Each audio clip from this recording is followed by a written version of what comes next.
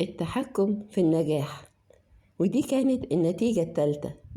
الناس اللي عندهم عقلية قابلة للتطور في الرياضة زيهم بالظبط زي طلاب الكيمياء قبل مرحلة الطب، كانوا بيتحكموا في الخطوات اللي بتؤدي للنجاح واللي بتحافظ عليه كمان. طيب ليه مهارات مايكل جوردن ما قلتش مع تقدمه في السن؟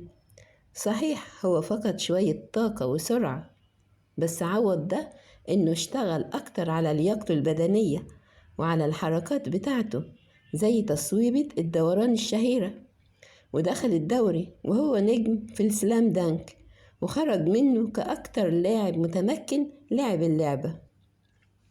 تايجر وودز برضو كان ماسك زمام العملية. لعبة الجولف عاملة زي الحبيبة المتقلبة، أول ما تحس إنك سيطرت عليها هتسيبك فورا.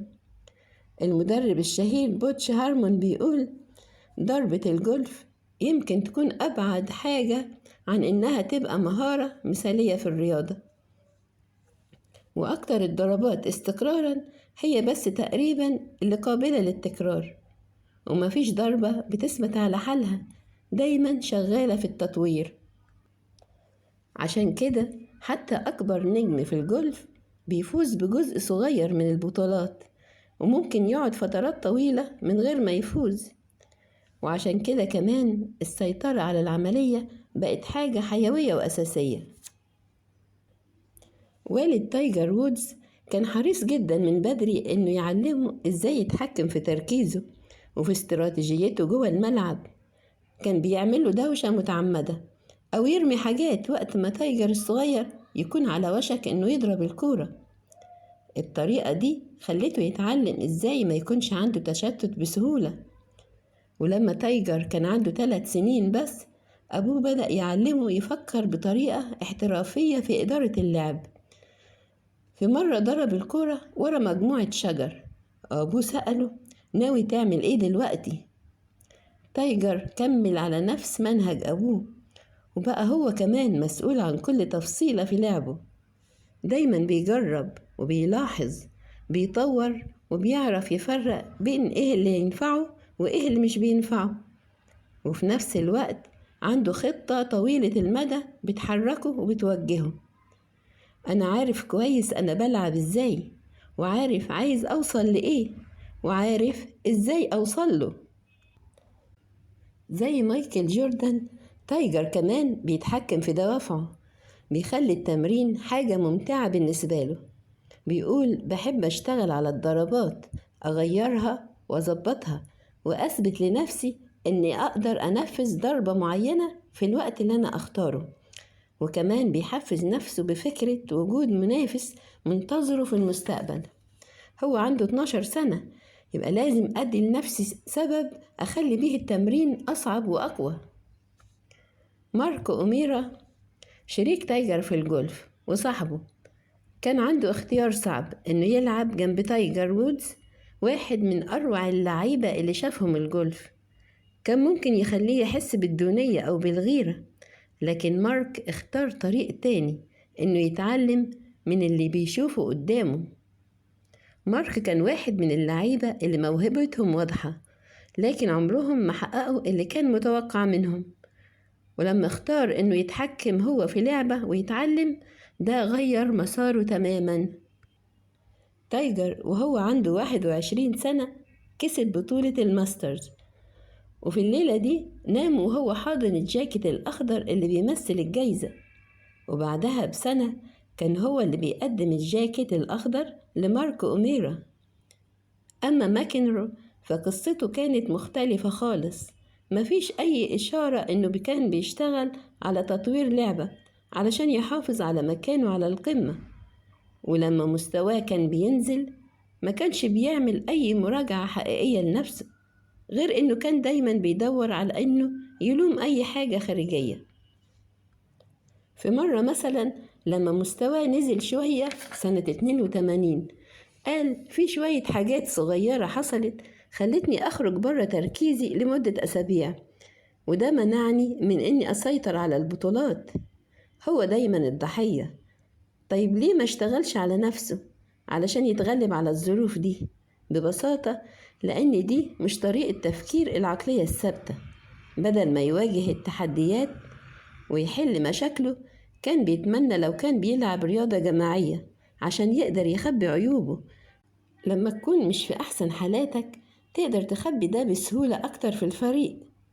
كمان اعترف إن نوبات غضبه في الملعب كانت في الغالب محاولة للهروب من التوتر، وإنها كانت بتبوظ الموقف أكتر. طب عمل إيه؟ ولا حاجة. كان نفسه حد تاني يشيل عنه المسؤولية. لما ما تقدرش تسيطر على نفسك بتتمنى إن حد تاني يعمل ده بدالك. وهنا فعلا كنت مفتقد فكرة اللعب وسط فريق، كان في ناس هتشتغل معايا وتدربني. وقال كمان النظام كان بيسمح لي أفلت من العقاب كل مرة، وكل ما كان بيزود التساهل كل ما كنت بحبه أقل وأقل كمان. هو غضبان من النظام. طيب يا جون، دي كانت حياتك، عمرك ما فكرت إنك تاخد مسؤولية؟ لأ، لأن في العقلية الثابتة الشخص مش بيشوف نفسه مشروع بيتطور، هو شايف نفسه منتج نهائي، والمنتج النهائي لازم يحمي نفسه ويشتكي ويلوم ويعمل أي حاجة إلا إنه يتحكم في نفسه. طيب يعني إيه إنك تكون نجم؟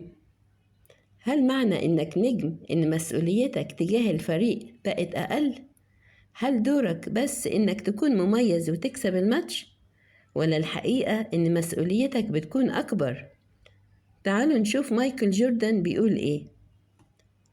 في المجتمع بتاعنا ساعات بيكون صعب تتقبل فكرة إنك تلعب دور معين في الفريق بدل ما تحاول تبقى نجم. جوردن بيقول كده: موهبة النجم ممكن تكسب ماتش، لكن الفريق هو اللي بيكسب البطولات. المدرب الأسطوري جون وودن بيقول إنه من الناحية التكتيكية والاستراتيجية كان عادي. طب إزاي كسب 10 بطولات وطنية؟ واحد من الأسباب الأساسية على حد كلامه إن كان بيعرف كويس يخلي كل لاعب يكمل دوره في الفريق. أنا مثلا هل كان ممكن أخلي كريم عبد الجبار أعظم هداف في تاريخ الكلية؟ هل كنت ممكن أعمل ده لو بنيت الفريق كله حوالين الموهبة دي؟ هل كنا هنكسب 3 بطولات وطنية وهو معانا؟ مستحيل طبعا. في العقلية الثابتة اللعيبة بيكون هدفهم يثبتوا موهبتهم، وده بيخليهم يتصرفوا كأنهم نجوم مش مجرد لاعبين في الفريق. بس زي ما شفنا في قصة بيدرو، النوع ده من التفكير ممكن يكون ضدهم في اللحظات اللي محتاجين فيها يحققوا الفوز الحقيقي.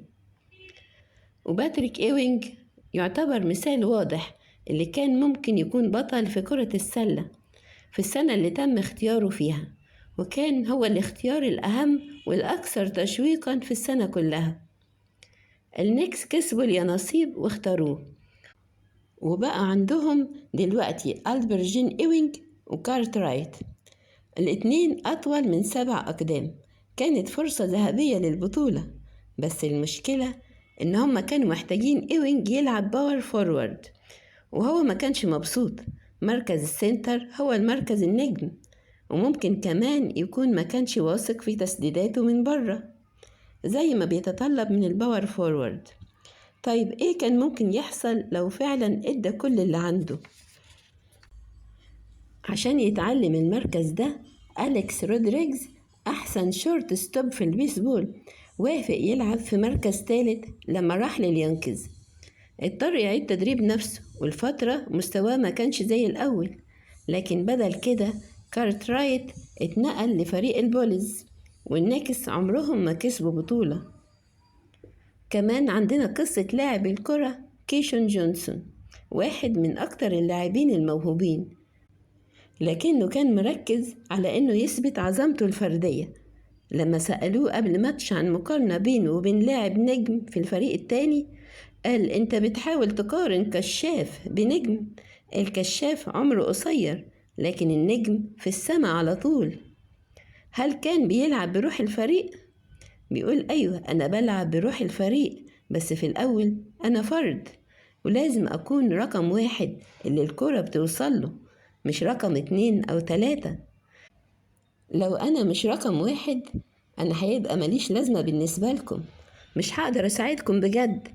والنتيجة إنه اتباع من فريق الجيتس، وبعد كده استبعدوه تماما من فريق تامبا باي.